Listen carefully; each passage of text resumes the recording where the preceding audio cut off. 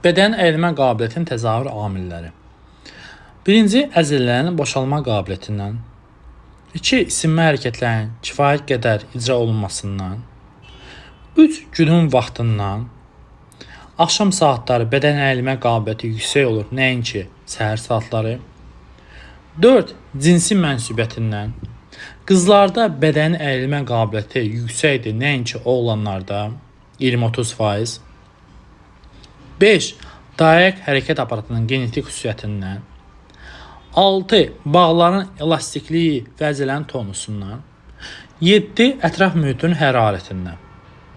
İsti havalarda bədən əyilmə qabiliyyəti daha yaxşı inkişaf etdirilir, nəinki soyuq havalarda. Qüvvə qabiliyyətinin təzahür amilləri.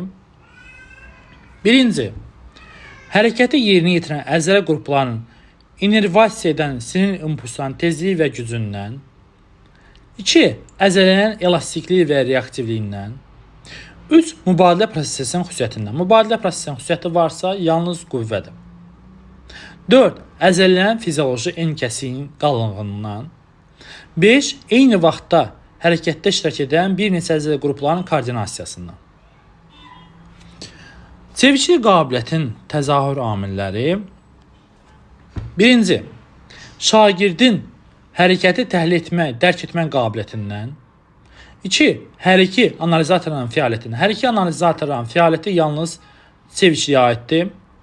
3. Hərəkətin koordinasiya çətinliyindən. 4. Digər hər-iki qabiliyyətlərin səviyyəsindən. Nümunə kimi ola bilər sürət, bədən əyilmə qabiliyyəti. Və 5. Şagirdin cəsarət və qətiyyətindən. Şagirdin cəsarət və qətiyyəti varsa, yalnız çeviklidir. Sonra, hər iki analizatorun fəaliyyəti yalnız çeviklidir.